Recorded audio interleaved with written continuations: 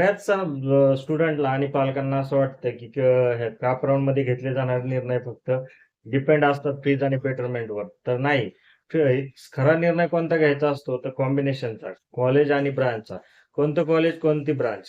प ह्या कॉलेजचं नाव ऐकलेलं असतं, त्या कॉलेज ब्रांचबद्दल माहिती घेतलेली असते. कॉम्प्युटर इंजिनिअरिंग खूप भारी ब्रांच आहे. ए-आय-डी-एस खूप महत्त्वाची आहे. त्याच्याबरोबर ई-एन-टी-सी ब्रांच चांगली आहे. मेकॅनिकल सिव्हिलला कोणी घेत नाही. अशा प्रकारच्या भरपूर साऱ्या माहिती घेऊन मुलं आता कॅप राउंड ॲडमिशनसाठी आलेले असतात आणि त्याच्यामध्येच कॉलेजची नावं ऐकलेली असतात. म्हणजे टॉप 20 कॉलेज, टॉप 40 कॉलेज, पुण्यातलं चांगलं कॉलेज, मुंबईचं चांगलं कॉलेज, सांगलीमधलं वालचंद चांगलं, असं बरेच सारे नागपूरचे कॉलेजेस, अशा सगळ्या कॉलेजची माहिती घेऊन बसतात. दोन्ही दोन बाजूला त्यांच्या लिस्ट तयार असतात. एक तर कॉलेजची आणि ब्रांचची. आणि प्रत्येक दोन्हीचं कॉम्बिनेशन जेव्हा जुळवायला जातात ना, त्यावेळेस मात्र प्रॉब्लेम तयार होतो. कारण की कॉलेज आणि ब्रांचचं कॉम्बिनेशन आतापर्यंत कोणालाही जुळलेलं नाहीये. कारण की कॉलेज घेताना चांगली ब्रांच मिळते का, हे लक्षात येत नाही. आणि चांगली ब्रांच मिळत असेल, तर चांगलं कॉलेज मिळतंय का? या दोन्ही गोष्टी एकमेकाच्या विरोधात होतात. आज सकाळी मला एक फोन आला होता. त्याच्यावर एका विद्यार्थ्याने विचारलं, तर त्या विद्यार्थ्याला पी-सी-सी-चं ई-एन-टी-सी मिळते आणि वालचंदचं त्याला पाहिजे मेकॅनिकल मिळालं तर त्याला कोणतीही ब्रांचचा पाहिजे, असं त्याचं म्हणणं होतं. अशाच प्रकारे दुसरा एक विद्यार्थी आला होता, तर त्याला जी-एस-पी-एमचं ई-एन-टी-सी पाहिजे नरेमधलं बेसिकली, आणि त्याला मेकॅनिकलच मिळत चाललेलं आहे. म्हणजे त्याच कॉलेजचं मेकॅनिकल मिळतंय. आता असे खूप सारे कॉम्बिनेशन बद्दल फोन येतात, की एक स्टुडंट आहे ज्याला पर्सेंटाइल कमी आहे, पण ए-आय-डी-एस ब्रांच पाहिजे. सगळे ऑप्शन टाकून पाहिले, पण आता त्याला मिळतच नाहीये. तर मग इथं काय होतंय, आता 3 प्रकारे आपण या गोष्टीचा विचार करू शकतो. आता कॉलेजला प्रेफरन्स कधी द्यावा? कॉलेजला प्रेफरन्स कधी द्यायचा? ज्यावेळेस तुमची ब्रांच ठरलेली नाहीये. तुम्हाला कोणतीही ब्रांच चालत असेल आणि तुमच्या कट ऑफनुसार तुम्हाला एखादं चांगलं कॉलेज मिळत असेल, तर तुम्ही काय करायचं, तुम्ही यावेळेस ब्रांचचा विचार न करता डायरेक्टली कॉलेजला कॉलेजची नावं टाकत राहा, ब्रांच बदलत राहा. तुम्हाला जी ब्रांच मिळेल, पण ते कॉलेज मिळालं पाहिजे, ही तुमची स्ट्रॅटेजी असायला पाहिजे. म्हणून हा पहिला मार्ग आहे. तुम्ही कॉलेजला प्रेफरन्स दिला, तर तुमचं पहिल्या प्रश्नाचं उत्तर मिळून जाईल. आता दुसरी गोष्ट आहे ब्रांच प्रेफरन्स. समजा तुम्हाला ठरलेलं आहे, तुम्हाला इंटरेस्ट तुमचा कळलेला आहे, तुम्हाला ई-एन-टी-सी आवडते, मेकॅनिकल आवडते, कम्प्युटर आवडते, कोणती ब्रांच आवडते हे माहिती आहे. तर मग तुम्हाला आता कॉलेज तेवढंच इम्पॉर्टंट राहत नाही. तुम्हाला ब्रांच इम्पॉर्टंट राहते. मग ब्रांच इम्पॉर्टंट आहे ना, तुम्ही काय करा, ती ब्रांच जिथे मिळते तिथून घ्या. आता इथं प्रश्न पडतो, की काही कॉलेज तेवढेसे चांगले नाहीत. टियर 1, टियर 2, टियर 3 अशा प्रकारचं कॉलेज आपण घेतले. तर काही कॉलेज आता नवीन असतील, काही कॉलेजमध्ये गुणवत्ता चांगली नसेल, फॅकल्टी चांगले नसतील, बऱ्याच गोष्टी चांगल्या नसतात. अशा कॉलेजमध्ये ब्रांच निवड घेताना थोडंसं प्रॉब्लेम येईल.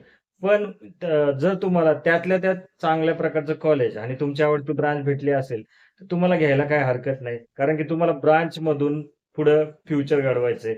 एक लक्षात ठेवा, एक फॉर्म्युला सांगतो तुम्हाला.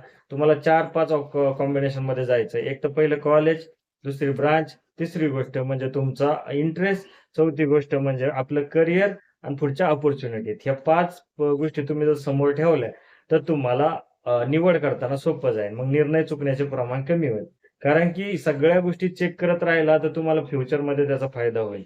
जर एक गोष्ट चुकली, कॉलेज चांगलं मिळालं नाही, तरी थोडासा प्रॉब्लेम येईल. ब्रांच चांगली मिळाली नाही, तरी थोडासा प्रॉब्लेम. पण ह्याच्यामध्ये थोडासा बॅलन्स ठेवायचा प्रयत्न करा. कोणालाही परफेक्ट कॉम्बिनेशन मिळत नाही. कॉलेज, ब्रांच, त्याच्यानंतर करियर, त्याच्यानंतर फ्युचर अपॉर्च्युनिटी, या सगळ्यात थोडा-थोडा बॅलन्स ठेवा. या सगळ्याला घेऊन म्हणजे आपण म्हणतो ना कधी-कधी आपल्याकडे काहीच नसतं. कमी साहित्यात आपल्याला बऱ्याच गोष्टी कराव्या लागतात. तशा असेच प्रकार आहे, की तुम्हाला जे मिळतंय ते घेऊन आपलं फ्युचर घडवायचंय. म्हणून हे कॉम्बिनेशन कसं बसवायचं हे सगळं सर्वस्वी तुमच्या हातात आहे. त्याच्यामुळे आता तुम्हाला जो एखादं असं उदाहरण दिलं, तर कमेंट बॉक्समध्ये असे भरपूर मी आता तुम्हाला सांगतो, समजा वालचंदचं मेकॅनिकल किंवा पी-सी-सी ई-एन-टी-सी. कोणाला तुम्ही प्रेफरन्स देणार? आणि हे सगळं घेऊन तुम्ही स्पॉट राउंड पर्यंत जाता हे आम्हाला माहितीच आहे. पण सध्या तुमचा याच्यामध्ये 8 जणांचे 8 कमेंट्स येतील. घरच्यांचे, पालकांचे प्रत्येकाचं वेगळं मत राहील. मग अशा वेळेस तुम्हाला करायचं काय आहे? एक गोष्ट ठाम ठेवून त्यातल्या त्यात मध्य मार्ग काढायचा आहे. या 4-5 जे मी तुम्हाला ऑप्शन सांगतोय त्यात मधला एक ऑप्शन निवडायचा आहे. आणि ह्याच्याबरोबर एका गोष्टीचा विचार करायचा आहे, की कॅप राउंड जर 4th मध्ये हे तुम्ही चूक केली, कॅप 3 मध्ये मधून निवडताना, कॅप 4 मधून निवडताना, जर तुम्हाला ऍडमिशन चुकीच्या कॉलेजला शेवटच्या राउंडला मिळते आणि तुम्हाला आता ते घ्यायचं नाही तर तुमचे कॅपचे बेनिफिट हातातून जाणार आहे, म्हणजे तुम्हाला स्कॉलरशिप मिळणार नाही. ही गोष्ट सर्वात धोकादायक असते. म्हणून एक आता काय करा, कॉम्बिनेशन असं ठरवून घ्या आपल्या कट ऑफ, कारण शेवटी पर्सेंटाईल, रँक, तुमचं होम युनिव्हर्सिटी, जे जे फॅक्टर आपण सुरुवातीला सांगितले होते ते खूप महत्वाचे ठरणार आहे. त्याचबरोबर कोणी कोणता ऑप्शन फॉर्म भरतोय, त्याच्यानंतर प्रेफरन्स लिस्ट, याच्यामध्ये कदाचित कधी एखाद्याने त्या कॉलेजला अप्लाय केलं नाही तर त्या काही विद्यार्थ्यांना 50% मध्ये ते कॉलेज मिळून जात असते. अशा खूप साऱ्या किंतु परंतु इफ आणि बटचं कॉम्बिनेशन आपल्याला इथं पाहायला मिळतं. म्हणून तुमच्यासाठी फायनल ऍडवाइस माझ्याकडून एक राहील. शॉर्टमध्ये हा व्हिडिओ सांगतो की कॉलेज आणि ब्रांच, त्याच्याबरोबर या सगळ्यापेक्षा तुम्हाला आता एक मिडल लेवलला जाऊन एक फॉर्म्युला शेवटचा कॉलेज, ब्रांच, त्याच्यानंतर तुम्हाला आवडती ब्रांच, त्याच्यानंतर करिअर आणि फ्युचर ऑपॉर्च्युनिटी, या 4 गोष्टीला जर टिक होत असेल तर तुम्ही तो ऑप्शन निवडा आणि ऍडमिशन घेऊन टाका. कारण ऍडमिशन कॅप राऊंड मधून घेणं सगळ्यात बेटर चॉईस आहे. ज्यांना कॉलेज अलॉट होत नाही त्यांनीही ह्या स्ट्रॅटेजीचा वापर करा आणि कुठेतरी मध्य मार्क करून हे ऑप्शन फॉर्म मध्ये 4थ्या राऊंड मध्ये येऊ द्या. तरच तुम्हाला काहीतरी बेटर चान्सेस राहतील. नाहीतरी डिसिजन खूप अवघड होत जाईल. आणि तुम्हाला कॅप राऊंडची पूर्ण स्ट्रॅटेजी मी पुढच्या व्हिडिओमध्ये सांगणारच आहे. कॅप राऊंडचं शेड्यूलही सांगणार आहे. त्याच्यामुळे चॅनलला सबस्क्राईब करून ठेवा. आता हा शेवटचा चान्स असणार आहे.